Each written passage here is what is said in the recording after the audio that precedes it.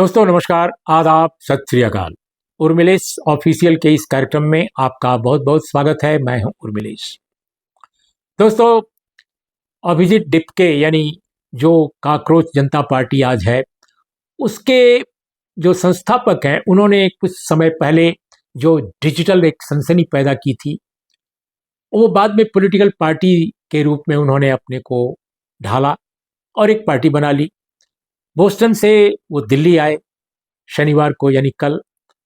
एक रैली उन्होंने की जंतर मंतर पर। किस तरह से रैली हुई, क्या हुआ, लेकिन जो आमतौर पे ऑब्जर्वेशन बहुत सारे लोगों का है कि जिस तरह की उन्होंने डिजिटल सनसनी पैदा की थी और करोड़ों लोग डिजिटल प्लेटफॉर्म्स पर उनसे जुड़े, उनको पसंद किया, उनके व्यूअर बने, फॉलोअर बने।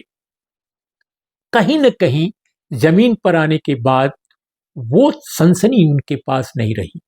वो चमत्कारिक जो एक छवि उनकी बनी थी, वो कहीं न कहीं जंतर मंतर आकर, या दिल्ली में आकर बल्कि कहा जाए, उसमें कमी आई है, इरोजन हुआ है।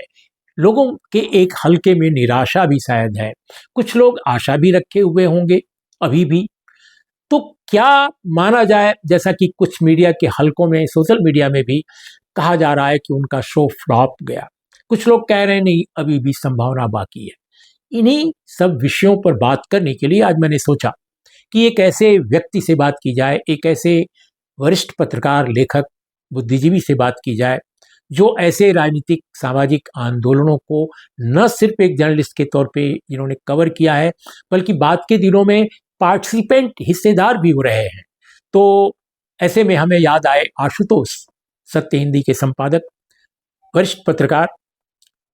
तो आशुतोष जी, हमारे आज के कार्यक्रम में आपका बहुत बहुत स्वागत है। आशुतोष जी, आप जी। अभिजीत अभिजीत डिपके, इनकी जो एक डिजिटल सनसनी जिसे आप कह सकते हैं, जो उन्होंने पैदा की, उसका इंतजार बहुत दिन से किया जा रहा था कि काफी जोश है लोगों में, काफी एक उत्सुकता है जानने की, जिज्ञासा है।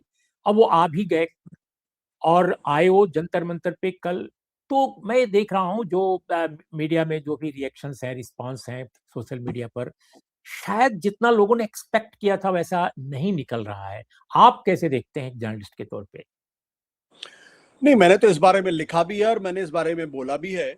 देखिए, दरअसल अन्ना के आंदोलन के बाद से बहुत सारे लोगों के मन में ये महत्वाकांक्षा जग गई कि वो सोशल मीडिया का लाभ उठा के या सोशल मीडिया का इस्तेमाल करके वो इस देश के अंदर एक बड़ा आंदोलन खड़ा कर सकते हैं। मुझे शुरू से ही इनके बारे में संदेह था। मैं इनकी नीयत के बारे में बात नहीं कर रहा हूँ, मैं इनकी इनकी जो पूरी कार्यक्षमता है और जो उनका टैलेंट है उसके बारे में बात कर रहा हूँ। तो मुझे दरअसल कल का जो पूरा आंदोलन था या जिस तरीके से धरना प्रदर्शन था, वो बहुत उत्साहजनक मुझे बिल्कुल दिखाई नहीं पड़ा। उसपे मुझे बहुत ज़्यादा उम्मीद बिल्कुल दिखाई नहीं पड़ी। ये बात सच है कि आज के सोशल मीडिया के ज़माने में अगर कोई आदमी 5 दिन के अंदर 2 करोड़ लोगों को अपने इंस्टाग्राम अकाउंट से जोड़ लेता है, तो ज़ाहिर-सी बात है कि उसकी एक पहुँच तो होती है। और उस पहुँच का नतीजा भी दिखाई पड़ा। लेकिन जंतर-मंतर में जिस तरीके से भीड़ इकट्ठा हुई और जिस तरीके से लोग वहाँ थे, मुझे उससे कोई बहुत ज़्यादा उत्साह दिखाई नहीं पड़ रहा, ना मुझे कोई बहुत ज़्यादा आशा नज़र आ रही है। और वो भी ये कि 3:30 बजे तक आपने अनशन भी खत्म कर दिया एक तरीके का। तो मैं बहुत उत्साही नहीं हूँ इस बात को लेके, ना मैं कोई बहुत ज़्यादा ऑप्टिमिस्ट हूँ। जो स्टेट का अप्रोच अभिजीत डिपके को लेकर था, प्रशासन का, हुँ। और उनके आंदोलन को लेकर जो था, उस पर भी कयास लगाए जा रहे थे। जब उन्होंने कहा कि मैं बिल्कुल पुलिस की इजाज़त नहीं लूँगा अपने जुलूस के लिए, अपने प्रदर्शन के लिए, मैं डायरेक्ट उतरूँगा और पुलिस में जाऊँगा और उनको बोलूँगा कि मैं प्रदर्शन करने जा रहा हूँ, हमारे लोग आ रहे हैं। तो ये जो जो कल दिखा अप्रोच, उससे कैसे आप उसको कैसे आप देखते हैं और इसका क्या मतलब है? जिस तरह प्रशासन ने या स्टेट ने उनको लेकर जो अप्रोच दिखाया, और उसका क्या संदेश है आपके हिसाब से? देखिए, जो लोग इस वक़्त सत्ता प्रतिष्ठान के शीर्ष पर बैठे हुए लोग हैं, बहुत ही चालाक लोग हैं और बहुत ही समझदार लोग हैं। समझदार थोड़ा थोड़ा पॉज़िटिव शब्द है, लेकिन ठीक है, समझदार लोग हैं। बहुत बहुत ही चालाक लोग हैं और ये वो लोग हैं जिन्होंने पिछले 12 साल के अंदर इस देश के अंदर असंतोष और असहमति की हर आवाज़ को दबाने की कोशिश की है। तो अपने आप में एक बड़ा संदेह पैदा होता है कि एक शख्स जो बॉस्टन से आ रहा है और वो कह रहा है कि मैं एयरपोर्ट पर उतरूंगा और उसके बाद मैं पुलिस स्टेशन जाऊंगा और वहां से मैं परमिशन लूंगा, और उनकी टीम परमिशन के सारे कागजात के साथ तैयार बैठी हुई थी, और उसको पुलिस एयरपोर्ट पर रिसीव करती है और रिसीव करके उनसे कहती है कि आपको कहीं जाने की जरूरत नहीं है, मैं ही आपको यहाँ पे परमिशन दे देता हूँ। ये जो घटनाक्रम है, ये मुझे लगता है इस पूरे आंदोलन का डिफाइनिंग मोमेंट है। इसके और इससे लोगों के मन में संदेह पैदा हुआ, इसलिए मैंने कहा कि ये बहुत ही चालाक लोग हैं। मन में संदेह पैदा हुआ, खासतौर पर ऐसे बहुत सारे लोगों के मन में संदेह पैदा हुआ होगा जो दरअसल इनके सिंपथाइजर थे या इनसे सहानुभूति रखते थे, या जो मन ही मन इस बात को की सराहना कर रहे थे कि देखिए, कम से कम एक युवा शक्ति तो है जो दरअसल इस सरकार के खिलाफ एक आंदोलन करना चाहती है। लेकिन जो सरकार किसी भी शख्स को जंतर मंतर पे या इस देश के अंदर कहीं भी किसी भी तरीके का प्रदर्शन, धरना की इजाजत नहीं देती है, वो उसने इतनी आसानी से धरने प्रदर्शन की इजाजत दे दी, तो जरूर इसके इसके गहरे अर्थ हैं। एक एक जो जो इसका अर्थ ये निकल सकता है वो ये कि कहीं ना कहीं सरकार के इस बारे में सूचनाएं रही होंगी, उनको इनपुट रहा होगा, क्योंकि सरकार तो बहुत बड़ी चीज होती है, हम आप तो बहुत छोटे लोग हैं। सरकार बहुत बड़ी चीज होती है, सरकार के पास तमाम तरीके के इंस्ट्रूमेंट्स होते हैं, तमाम तरीके के एजेंसीज होती हैं, उनके माध्यम से उन्हें इस बात का अंदाजा लग गया होगा कि अगर इनको हम प्रदर्शन करने देंगे तो उसका कोई खास असर होने वाला नहीं, कोई बहुत ऐसी भीड़ नहीं इकट्ठा होने वाली, जैसे कि आपने नेपाल में देखा या फिर बांग्लादेश में देखा या फिर श्रीलंका में देखा। तो इनको एक कार्यक्रम करने दीजिए और इसके बाद वो कार्यक्रम एक नॉन इवेंट बन के रह जाएगा और फिर इनकी रेलिवेंस खत्म हो जाएगी। एक तो ये सोच इसके पीछे हो सकती है।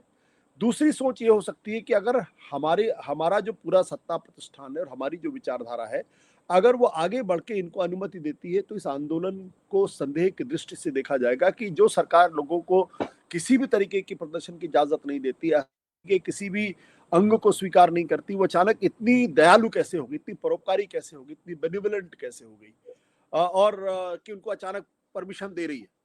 और उसके बाद आपने देखा होगा किसी तरीके कोई कोशिश नहीं की गई। लोग वहां से निकले, जंतर मंतर पे इकट्ठा हुए, सोनम वांगचुक भी आए, लेफ्ट के बहुत सारे लोग वहां पे इकट्ठा हुए, लेफ्ट के कई छात्र संगठन भी इकट्ठा हुए, और उसके बाद वो 3:30 बजे तक वो अनशन भी खत्म हो गया। तो मेरे मन में, मैं फिर कह रहा हूं कि मेरे मन में इस आंदोलन की नियत को लेकर किसी तरीके का कोई संदेह नहीं है। लेकिन जिस तरीके से सरकार ने इनको अनुमति दी और जिस तरीके से पूरा प्रदर्शन वहां पे हुआ, उसकी वजह से मुझे लगता है कि ये एक नॉन इवेंट था और इसके कोई बहुत दूरगामी परिणाम निकलते हुए दिखाई पड़ रहे, कम से कम मुझे नहीं लगता। हो सकता है मैं पूरी तरीके से गलत हूँ, हो सकता है मैं आपके सामने, मुझे एडमिट करने में कोई दिक्कत नहीं है, हो सकता है मैं पूरी तरीके से गलत हूँ, हो सकता है मैं दीवार पे लिखे हुए हर्फ को पहचान ना पा रहा हूँ, लेकिन अभी तक जितना मैंने देखा है, जितना मैंने सुना है, जितना मैंने पढ़ा है, उसके आधार पे मैं कह सकता हूँ कि अगर कोई ये सोच रहा है कि ये अन्ना आंदोलन पार्ट 2 होने वाला है, तो ऐसा बिल्कुल नहीं होने वाला है।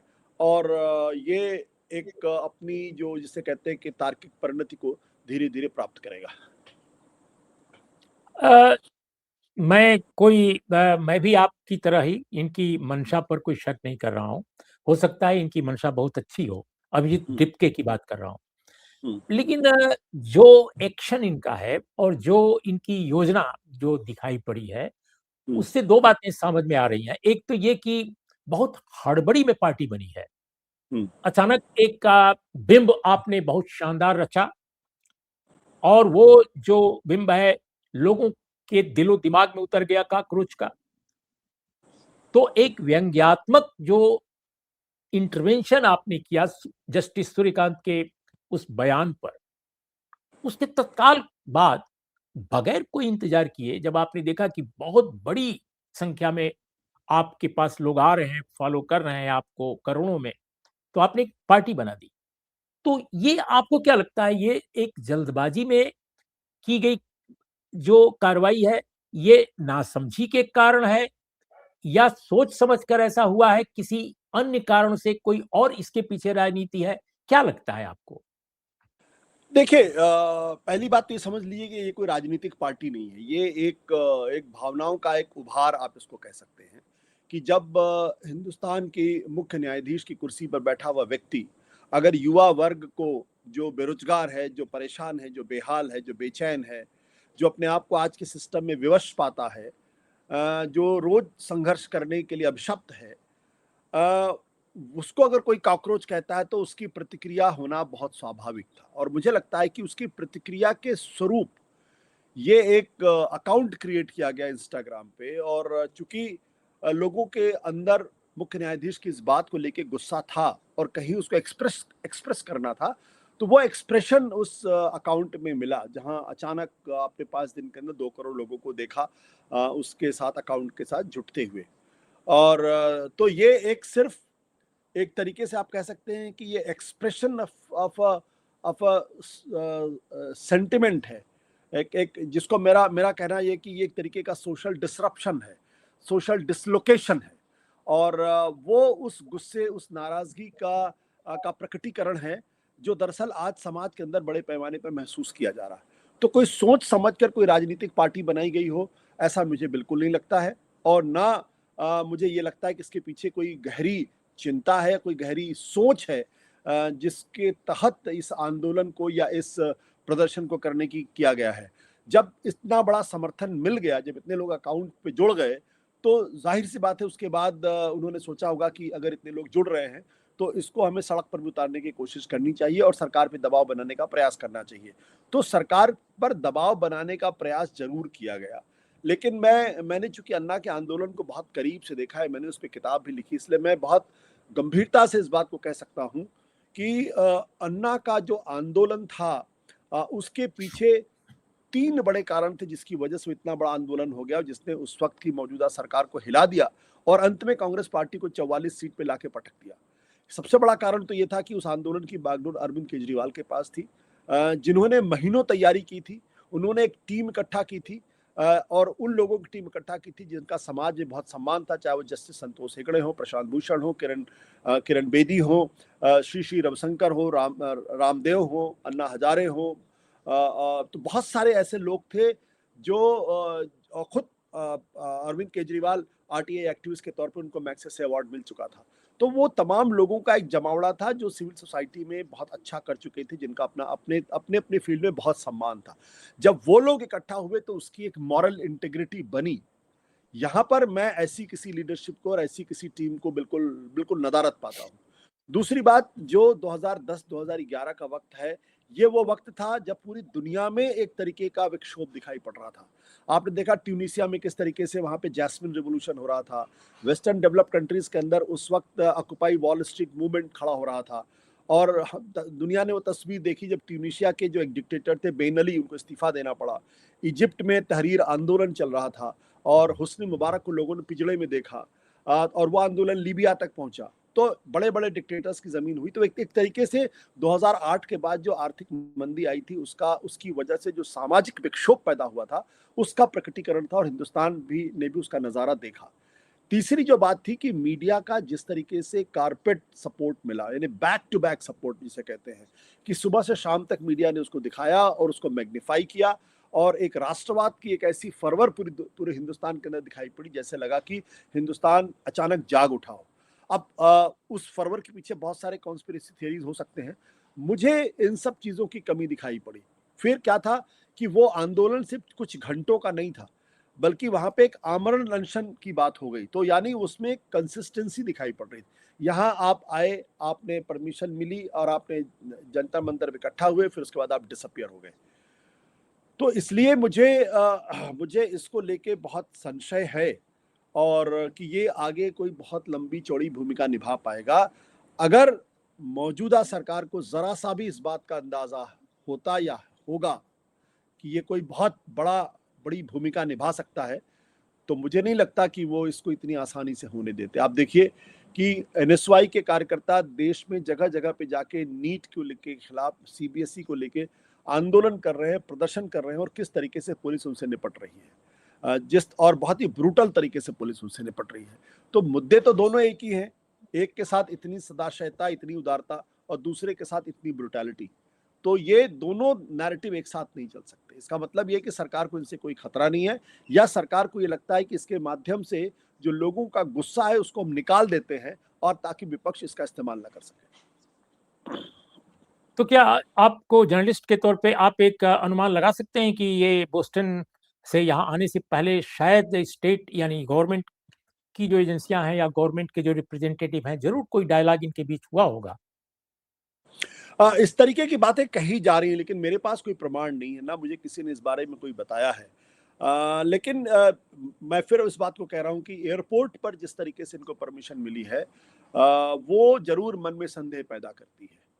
क्योंकि देखिए, हमारे यहाँ आंदोलनों की एक पृष्ठभूमि रही है। जब कोई राजनीतिक पार्टी आंदोलन करती है या जब कोई छात्र संगठन आंदोलन करता है, तो अनलेस कि they are led by big leaders, उनके बीच में कोई एक सहमति हो जाती है कि ठीक है, आप 2 बैरिकेड तोड़ेंगे, उसके बाद हम आपके ऊपर हल्का-सा लाठीचार्ज करेंगे, 1-2 लोगों को उठा लेंगे और फिर आंदोलन आप खत्म कर दीजिएगा। लेकिन जब आंदोलन बहुत ही विचारधारा से प्रेरित होके किए जाते हैं और बहुत ही कमिटमेंट के साथ किए जाते हैं, जैसे कि अन्ना का आंदोलन था। अन्ना के आंदोलन को भी बहुत बड़े पैमाने पर एप्रोप्रिएट करने की कोशिश की। मैं इस बात को बता सकता हूँ क्योंकि कांग्रेस पार्टी के उस वक़्त के तमाम बड़े नेता अन्ना हज़ारे या अरविंद केजरीवाल को अपने पक्ष में लाने की कोशिश कर रहे थे। लेकिन उसका कोई असर नहीं हुआ, और वो आंदोलन हर बार कुछ न कुछ सरकार से कंक्रीट हासिल करके ही खत्म हुआ है। आपने देखा कि जब पहली बार हुआ था तब उसमें कमेटी बन गई थी, लोकपाल कमेटी बनी थी, जिसमें केंद्र सरकार के भी नुमाइंदे थे, इधर के नुमाइंदे थे। जब रामलीला मैदान पे हुआ तो उसके बाद संसद के अंदर एक बिल पास हुआ था। तो और वो उसको सरकार ने अप्रोप्रिएट करने की कोशिश की थी, उसके साथ एक समझौता करने की कोशिश की थी, जो हो नहीं पाया। लेकिन जो ज़्यादातर जो आंदोलन होते हैं उनमें एक सहमति बन जाती है। तो मुझे इस बात में हैरानी नहीं होगी कि अगर पहले से कोई सहमति बन गई हो, लेकिन चूँकि मेरे पास कोई प्रमाण नहीं है, मेरे पास कोई जानकारी नहीं है, प्रमाण छोड़ दिए, अगर मेरे पास ये जानकारी भी होती किसी विश्वस्त माध्यम से, तो मैं शायद ये बात कह सकता था। लेकिन एक बात बिल्कुल प्रामाणिक तौर पे सामने आ रही है और उसका कोई कॉन्ट्रडिक्शन, कोई उसका खंडन हुँ, अभिजीत डिपके या उनके प्रवक्ताओं की तरफ से नहीं आया है हुँ, कि एयरपोर्ट पर उतरने के बाद उन्होंने एक फ़ोन कॉल किया था वृंदा हुँ, करात को, जो सीपीआईएम की पोलिट ब्यूरो मेंबर है, और समर्थन माँगा। और वो भी आश्चर्यजनक है कि जब आपका प्रदर्शन शुरू हो रहा है, उस समय आप उनसे बात कर रहे हैं फ़ोन पर, ऐसा। हुँ, और अभी तक चूँकि कॉन्ट्रडिक्शन नहीं है, तो हम मान कर चलते हैं कि खबर वो सही होगी। हुँ, दूसरी बात कि एक खबर और भी है, जो कि लोगों ने लिखा है कि बहुत सारे कार्यकर्ताओं के यहाँ, वकीलों के यहाँ, छात्र कार्यकर्ताओं के यहाँ अभिजीत डिपके ने बोस्टन से फ़ोन किया था, हुँ, या रास्ते में जहाँ कहीं कोई अगर मैं नहीं जानता कि वो बोस्टन और दिल्ली के बीच में कहीं उनकी यात्रा में कोई पड़ाव था या नहीं था, लेकिन हो सकता है कहीं से उन्होंने फ़ोन किया हो बोस्टन में चलने से पहले। तो कई कार्यकर्ताओं के यहाँ फ़ोन आया, उनमें एक से तो मेरी स्वयं बात हुई और उन्होंने चूँकि फ़ेसबुक पर उसको डॉक्यूमेंट किया है, तो इसलिए मैंने हुँ, उनसे पूछा। तो उनका नाम है मयंक यादव, और हुँ, ये ऑन रिकॉर्ड है। वो हुँ, यूजीसी वाला जो आंदोलन चला था छात्रों का, उसमें वो एक प्रमुख कार्यकर्ता के रूप में उभरे थे। तो मैंने हुँ, उनसे पूछा कि क्या बात आपकी हुई उनसे? तो उन्होंने कहा मेरा समर्थन माँगा। तो मैंने उनसे उनकी राजनीति के बारे में पूछा, उनके क्या स्ट्रेटजी है, क्या होगा वगैरह-वगैरह। तो जो बातें उन्होंने कही वो संतुष्टि देने वाली नहीं थी, इसलिए मैं नहीं गया, ऐसा उनका हुँ, कहना है। और ये हुँ, वकील हैं और हुँ। कार्यकर्ता भी हैं, तो मयंक ने ये बात कही। अब मेरा आपसे ये एक सवाल है कि भई इस देश में सबसे बड़े जो अपोज़िशन के लीडर हैं वो राहुल हुँ, गांधी हैं। हुँ, राहुल गांधी के यहाँ कोई फ़ोन नहीं जाता है, उनके किसी कार्यकर्ता के यहाँ फ़ोन नहीं जाता है, लेकिन वृंदा के यहाँ जाता है, मयंक यादव के यहाँ जाता है और असंख्य अन्य लोगों के यहाँ जाता है। मैं संख्या नहीं बता सकता, लेकिन काफ़ी लोगों के यहाँ फ़ोन गया। तो हुँ, क्या कांग्रेस पार्टी से, जो अपोज़िशन की मेन पार्टी है और काफ़ी इस समय एक्टिव है मौजूदा हुँ। सरकार के विरुद्ध, क्या कहीं कोई प्रॉब्लम है इस अभिजीत डिप्टे के समूह की? नहीं, मैं कह नहीं सकता इस बारे में। देखिए, एक तो ये कि वृंदा कारत को फ़ोन किया तो उसमें कुछ गलत तो है नहीं। एक वृंदा कारत बिल्कुल इस नहीं, देश की मैं भी एक नहीं बड़ी मानता। नेता, हाँ, बड़ी हाँ। नेता हैं, सीपीएम के नेता हैं, तो अगर उनको फ़ोन कर रहे हैं तो उसमें मुझे कुछ भी गलत दिखाई नहीं पड़ता है। अ लेकिन कांग्रेस पार्टी क्यों इनको सपोर्ट करेगी? भई आप कौन हैं? भई मैं मुझे भी अगर कोई बोले कि आप फलाँ को एंडोर्स कर लिए, तो मैं भी थोड़ा होमवर्क तो करूँगा, भाई कौन आदमी है, किस तरीके का आदमी है, इनकी पृष्ठभूमि क्या है? अब कांग्रेस पार्टी जो 150 साल पुरानी पार्टी अचानक है, नहीं जी हम आपके साथ है, आपके मुद्दों के साथ है, आप आंदोलन करिए, हम आपके पीछे हैं। तो कोई पॉलिटिकल पार्टी ऐसी करती नहीं है। और कोई भी आदमी जो जो दरअसल राजनीति में रहा हो लंबे समय तक या जिसका सामाजिक आधार रहा हो, वो बहुत सोच समझ के बड़ा फैसला करता है। कांग्रेस पार्टी के लिए वाकई में एक बड़ा फैसला हो, क्योंकि कांग्रेस पार्टी पिछले दिनों में आप देखेंगे 2024 के बाद से लगातार अपने आप को सामाजिक आधार से जोड़ने की कोशिश कर रही है, लगातार उन मुद्दों को उठाने की कोशिश कर रही है जिसकी वजह से कांग्रेस पार्टी के बारे में लोगों की राय बने। जब से नीट का प्रश्न खड़ा हुआ है या इसके बाद अब सीबीएसई का प्रश्न है, हर मसले पर कांग्रेस पार्टी इंटरवीन करने की कोशिश कर रही है और उसका जो छात्र संगठन है वो लगातार सड़कों पर उतर रहा है, इसमें कोई दो राय नहीं है। तो हो सकता है कि उन्होंने सोच समझ कर राहुल गांधी से संपर्क ना किया, और हो सकता है उन्होंने संपर्क किया और उसको पूरी तरीके से मना कर दिया जाए, ये भी संभव हो सकता है। क्योंकि कांग्रेस पार्टी क्यों आखिर में एक ऐसे शख्स के हाथ में अपनी लीडरशिप दे देगी जिसके बारे में किसी को कोई जानकारी ही नहीं है, जो एक अपने आप में एक अनटेस्टेड कमोडिटी है। उस लिहाज से अगर आप देखें तो मुझे कोई हैरानी इस बारे में नहीं है। हाँ, अगर कांग्रेस पार्टी अपना आंदोलन छात्रों को लेकर करना चाहती तो उसको करना चाहिए, और अगर कॉकरोच को लगता है कि उसको अपना आंदोलन करना चाहिए तो करते रहना चाहिए। तो उसमें उसमें कोई अंतर्द्वंद नहीं है, उसमें किसी तरीके की कोई का विरोधाभास मुझे दिखाई नहीं पड़ता है। दो पैरेलल आंदोलन साथ साथ चल सकते हैं, एक राजनीतिक पार्टी के द्वारा, दूसरा जो अपने आप को एक राजनीतिक पार्टी बनाने की दिशा में उन्मुक्त है वो कर सकते हैं। तो इसलिए दोनों मुझे द्वैत दिखाई नहीं पड़ता है। अब ये बात हो सकती है कि किसी जैसे आपने मयंक यादव का जिक्र किया कि उन्होंने पूछा हो और उनकी विचारधारा ना मिल रही हो या उनके विचार ना मिल रहे हो, तो ये संभव है। लेकिन इसके आधार पे मैं जो है इसके उनके उनके मंतव्य पे कोई क्वेश्चन मार्क लगाऊं, उनकी मंशा पे कोई सवाल लगाऊं या कोई नियत पे सवाल लगाऊं, मुझे मुझे वो नहीं है। हाँ, ये पैन आउट कैसे होगा इस पर मुझे पूरी तरीके से संदेह है। क्या इसके अंदर वो सामर्थ्य है कि वो अन्ना हजारे पार्ट 2 हो सके? मुझे इस बारे में पूरी तरीके से संदेह है। मेरे मन में इस बात को लेके भी संदेह कि आखिर इस मौजूदा सरकार ने जो किसी भी तरीके का असहमति को सुनने के लिए तैयार नहीं है, इतनी आसानी से कैसे इनको इनको पुलिस की परमिशन दे दी? ये सब सवाल हैं जिसके जवाब इनको देने चाहिए थे, और हो सकता है आने वाले समय में जवाब देना भी चाहें। लेकिन इस आंदोलन में मैंने ये देखा कि लेफ्ट जो वामपंथी संगठन थे, उनकी भागीदारी इसमें दिखाई पड़ी, उनके छात्रों की भागीदारी दिखाई पड़ी, सोनम वांगचुक दिखाई पड़े, और इनफैक्ट सोनम वांगचुक अकेले ऐसे चेहरे हैं जिनको अखिल भारतीय स्तर पर लोग पहचानते हैं। लेकिन अभी क्या होगा कहना मेरे हिसाब से मुश्किल है, और मैं बहुत उत्साही नहीं हूँ। और सोनम वांगचुक बहुत खुश थे कि सरकार ने उनको इजाजत दी अपने प्रदर्शन करने के लिए। उन्होंने थैंक यू कहा सरकार को, ये भी एक सच है।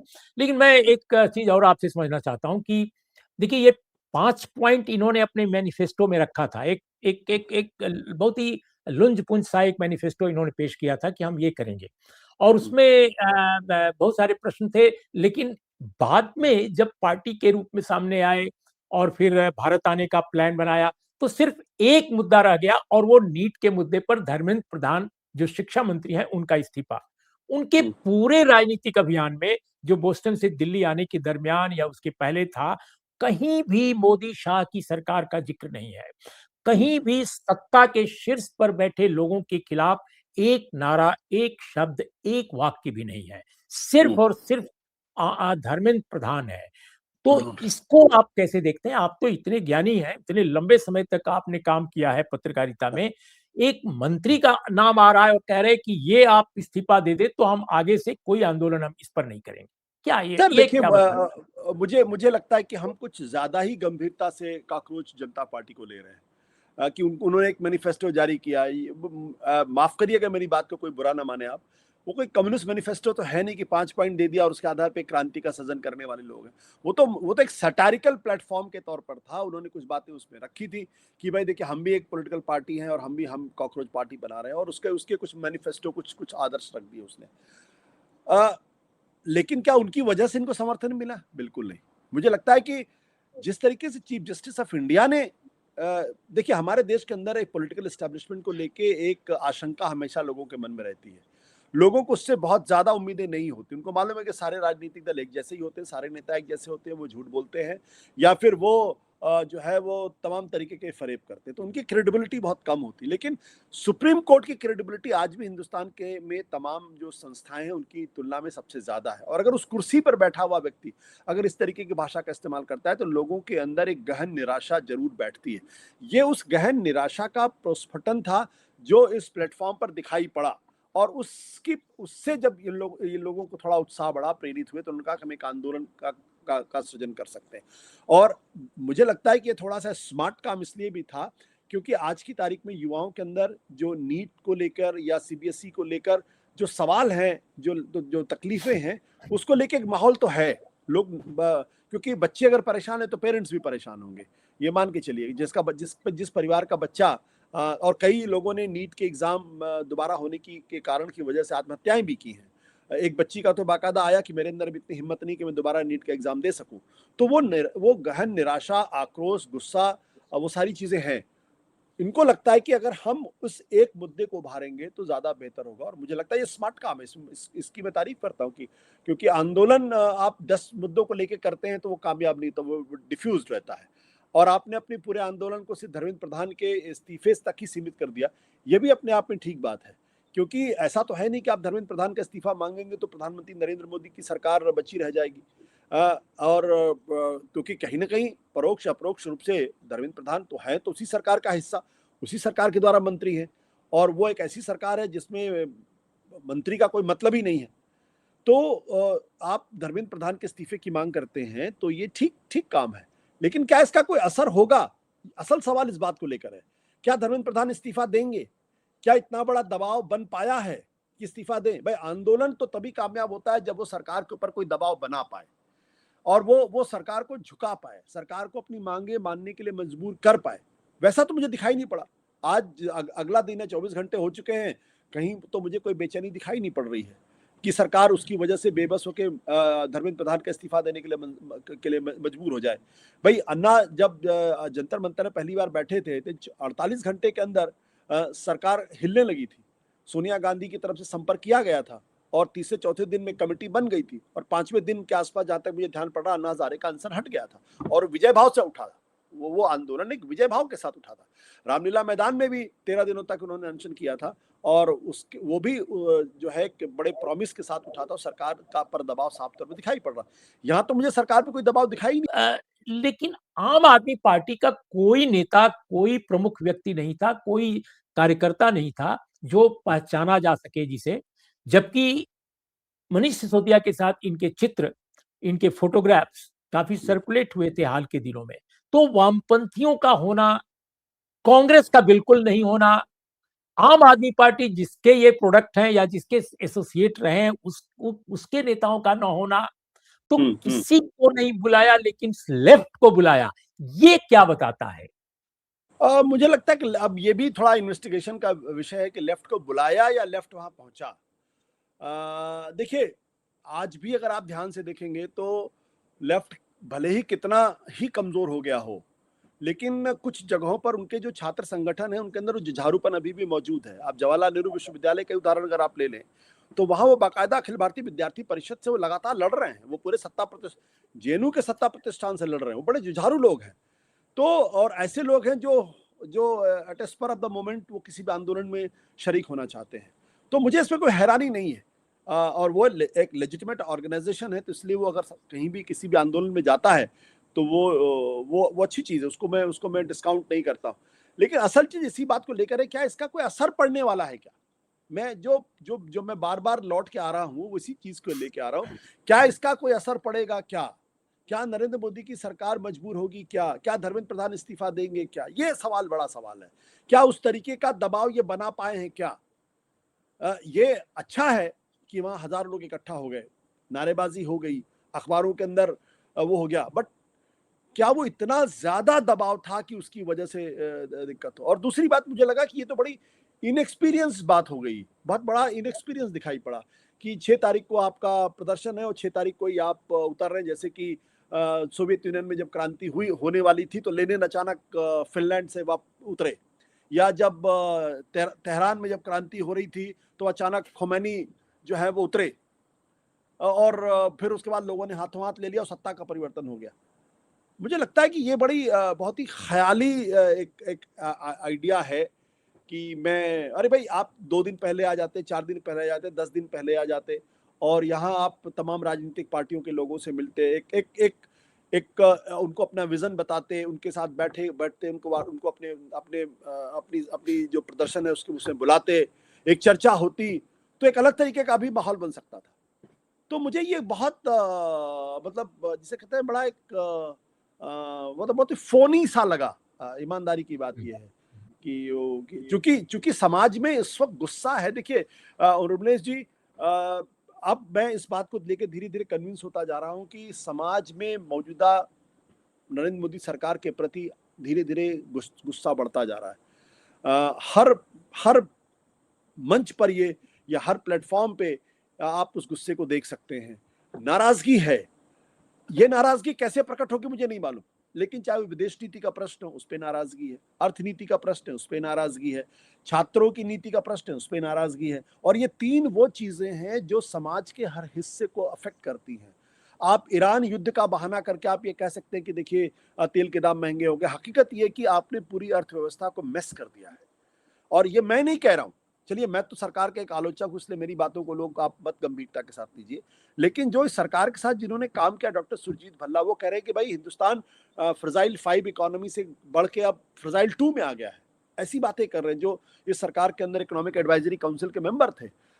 सुभाष चंद्र गर्ग जो दरअसल इस सरकार में वित्त सचिव थे, वो कह रहे हैं कि हम फ्रजाइल 5 से हट के अब हम वल्नरेबल 1 में आ गए हैं। और उनका तो साफ तौर पे कहना है लोगों का कि जो डेटा आप दिखा रहे हैं वो डेटा सही नहीं है। आपने 7.6% जीडीपी ग्रोथ दिखाई है। अगर सब कुछ इतना ही अच्छा चल रहा है, इतनी सरपट गति से आपकी आपकी आर्थिक व्यवस्था भाग रही है, तो फिर इतने बड़े पैमाने पर जो जो विदेशी पूंजी निवेश है वो क्यों बाहर जा रहा है? भारतीय कंपनियां क्यों बाहर पैसे लगा रही हैं? मैन्युफैक्चरिंग सेक्टर आपका क्यों नहीं बढ़ रहा है? सरकार रुपया क्यों 100 के पार जाने के लिए बेचैन बैठा हुआ है? तो और आप देखिए लगा इन्फ्लेशन बढ़ता हुआ दिखाई पड़ रहा है, अनएम्प्लॉयमेंट लगातार बढ़ती हुई दिखाई पड़ रही है, लेकिन डेटा कहता है कि 7.6% है। तो अगर 7.6% है, तो हर कंपनी में हर आदमी की तनख्वाह बढ़नी चाहिए, वो तो नहीं बढ़ती हुई दिखाई पड़ रही। तो इसलिए बेचैनी है। फिर आप देख रहे हैं कि लगातार अमेरिका आपके ऊपर डंडे चला रहा है और आप आंख बंद करके उसकी शर्तों को मानने के लिए मजबूर हो रहे हैं। पेपर के लीक की वजह से नाराजगी पैदा हुई, सीबीएसई का पेपर चेक करने को लेकर नाराजगी पैदा हुई। तो 6 महीने के अंदर अगर आप देखें तो कई ऐसे सवाल हैं जिसके जवाब सरकार के पास नहीं। लोगों के अंदर आक्रोश बढ़ता जा रहा है, लोगों के अंदर नाराजगी बढ़ती है। अब ये क्या स्वरूप अख्तियार करेगा मुझे नहीं मालूम, बट वो स्थिति नहीं है जो 2014 या 2019 के बाद थी। आज स्थितियां बदलती हुई दिखाई पड़ रही हैं। तो ये बिल्कुल आखिरी सवाल, तो ये जो आपने बहुत सारे महत्वपूर्ण ब्यौरे दिए और बिल्कुल सही दिए, तो इतने आक्रोश भरे माहौल में जब आर्थिक, सामाजिक, राजनीतिक, एकेडमिक हर तरह के संकट से जूझ रहा है देश, तो क्या ये बीच में अभिजीत डिपके का आना एक महज संयोग है? वो जो उन्होंने जस्टिस सूर्यकांत पर जो एक व्यंग्यात्मक जो एक रिस्पॉन्स उनका था वो तो बहुत ही वाजिब और मैं समझता हूँ कि बहुत ही एक क्रिएटिव एक एक्सप्रेशन था। लेकिन एक पॉलिटिकल एक्टर के रूप में उनका प्रकट होना, क्या ये डिफ्यूज़ करने के भी काम आ सकता है इस माहौल को? क्या एक तरह का सेफ्टी वॉल बन गए हैं बन गया उनका अभियान? आपको क्या लग रहा है? हो सकता है सरकार इसको सेफ्टी वॉल्व की तरीके से इस्तेमाल करने की कोशिश करे, लोगों के गुस्से को थोड़ा डाइवर्ट करने की कोशिश करे। देखिए, राजनीतिक पार्टियां जब किसी गुस्से का इस्तेमाल करती हैं, तो वो उसको एक कंक्रीट शेप देती हुई दिखाई पड़ती हैं।